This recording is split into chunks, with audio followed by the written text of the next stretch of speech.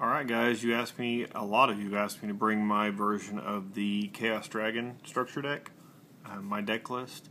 So here it is. It is 42 cards because it has 2 Rykos, a Charge, and a Lila.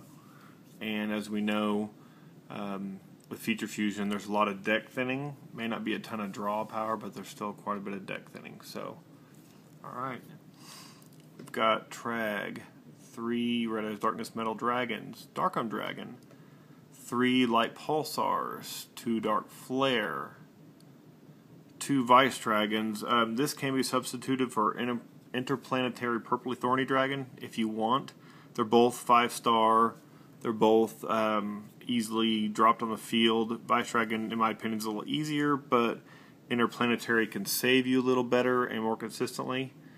In regards to, it's kind of like a Trag or whatever, you know, you get, I think, what is it, I think your monster gets killed or something, and you drop it.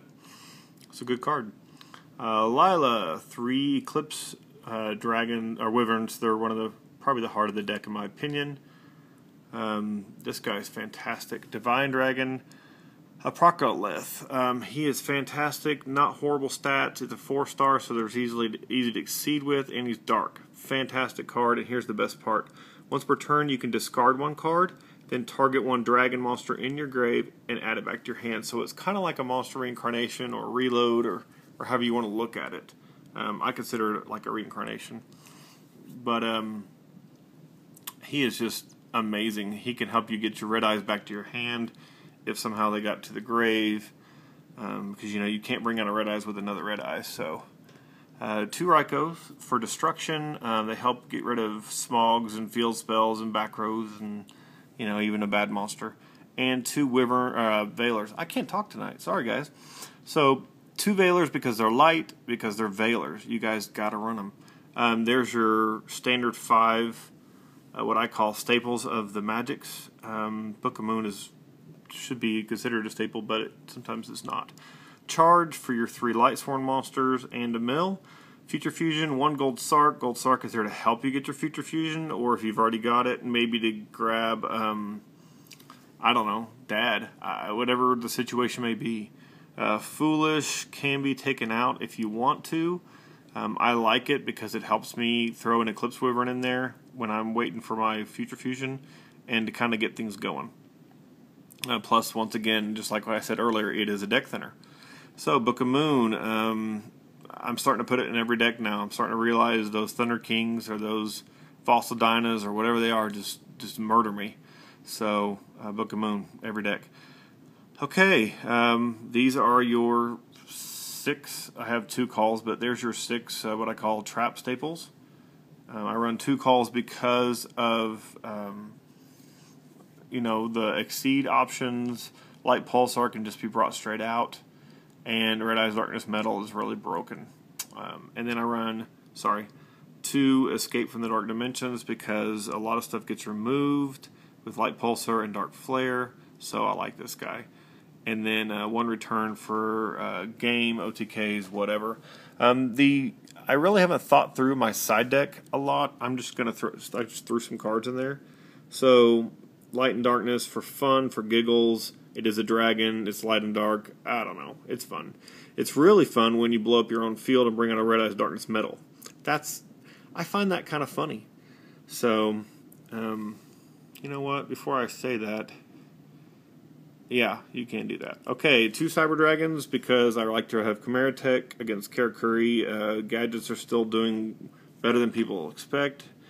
And the Kinetic Soldiers in there for the 6 Sams. Max C's you should always have if you can afford them. Hopefully Battle Pack will make it to where everybody has them. 2 DD Crow because they're dark and they get rid of Graphas and other things. That is Wingbeat. Let me show you that card for a lot of you guys that don't know. It was in the structure. Wingbeat of a Giant Dragon. It is Heavy Storm as long as you can bounce back a level 5 or higher dragon on the field, which summon Vice Dragon, bounce it back. Real simple. Okay, lots of things you can do with that.